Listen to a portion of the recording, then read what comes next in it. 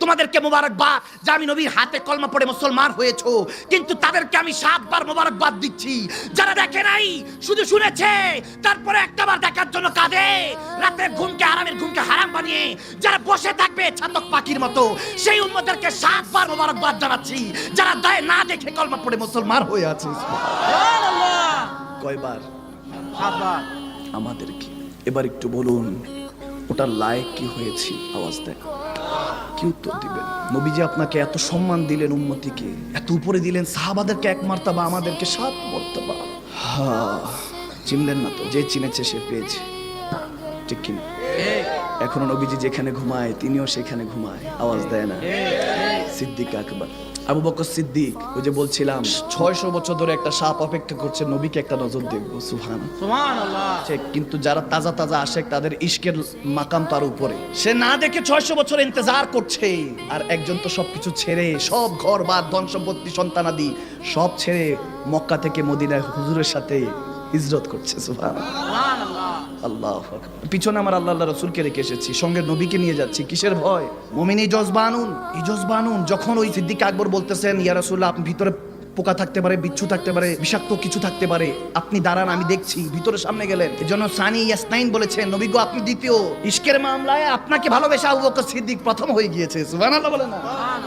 গেলেন জামা কাপড় ছিটতে ছিটতে, রুমাল ছিটতে ছিটতে, বেচারা 600 বছর লাগায়া 70টা গর্ত করছে। সিদ্দিক আকবর 69টা গর্ত বন্ধ বন্ধ গারে সুরের। আমার নবী ভিতরে ঢুকে দেখতেছে সিদ্দিক আকবর শুধু ওনার লজ্জার স্থান ঢাকে রেখেছেন আর নিজেকে গুটিয়ে রেখেছেন, বলে ইয়া রাসূলুল্লাহ ইজ্জতের বিষয়ের জন্য এটা করতে পারিনি, একটা ছিদ্র আছে ওটার মধ্যে পায়ের মুড়িটা ঢুকিয়ে বন্ধ করে রেখেছেন, সাপ ছবল দিচ্ছে ছবল দিচ্ছে, উফ করে না। নবীকে ভালোবেসেছি, উফ করা যাবে না। পুরুষ ওইখান থেকে এসেছে, পুরুষ ছোট থেকে বড় হয়, মা বোনেরা যখন কষ্ট পায় কেঁদে ফেলে, কান্নাকাটি করে, পুরুষ কাঁদে না, পুরুষ রাগ হয়, এটা পুরুষের ফিতরত, কাঁদতে পারে না, তাকে জানিয়ে দিয়ে দেওয়া হয়েছে, পুরুষকে জানিয়ে দেওয়া হয়েছে বিয়ে শাদী করতে হবে, তোমাকে জিম্মেদারি নিতে হবে, তুমি পুরুষ, তুমি কাঁদবে কেন?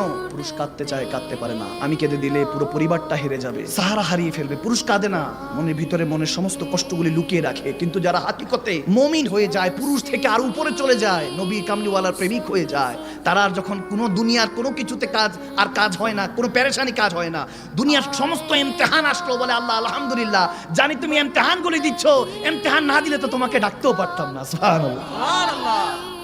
তুমি আমাকে পেরেশানি দিচ্ছ। নবী তো বলেই দিয়েছেন যে সবচেয়ে বেশি পেরেশানিতে নবী রাসূলরা থাকে, এরপরে মুমিন মুসলমানরা থাকে। সুবহানাল্লাহ।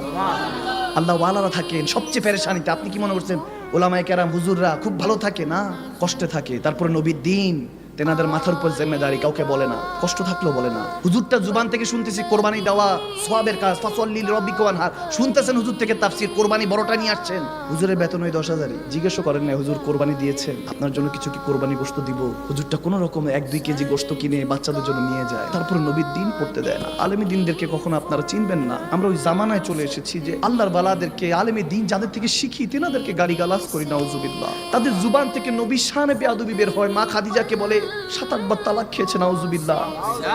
আপনি ইউসুফ আলাইহিস সালামের সূরা ইউসুফ পড়েন নাই? 90 বছরের যদি জোলেখা যৌবন দিয়ে দিতে পারে আল্লাহ, আপনি এখনো মা খাদিজাকে চিনেন নাই, বুঝেন নাই, আপনি আপনার বদনসিব। আপনি মাকে কিভাবে সম্মান করতে হয় জানেন না। মুমিনদের মা উম্মাতুল মুমিনিন, তেনাকে নিয়ে বাজে মন্তব্য করেন, বোঝা গেল আপনি হালাল জাদা।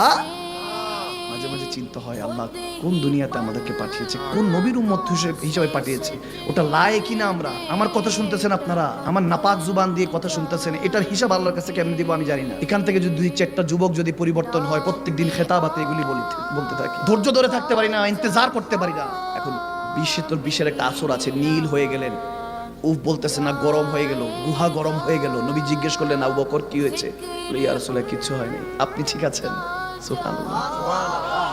আল্লাহু আকবার। কি ভালোবেসেছেন রাসূলকে। নবীজি বুঝেছেন, তখন বলছে এদিকে আসো, পাও দিল, বলতেছে ওই সাপটা আমার সাথে 600 বছর দেখার জন্য অপেক্ষা করছে, আটকাইস না, তুইও আসো, কয়ও আসে। সুবহানাল্লাহ বলেন না? শুধু ইনসানই ভালোবাসবে আমি নবীকে, মাঝে মাঝে জীবজন্তুরা তো আমার নবীকে ভালোবাসে, ঠিক কি না? শুনেন নাই হরিণের কাহিনী? ইয়া রাসূলুল্লাহ আমার বাচ্চারা দুধ পান করবে শিকারি থেকে, আমার নবী বাঁচায় দিলেন না? High high high.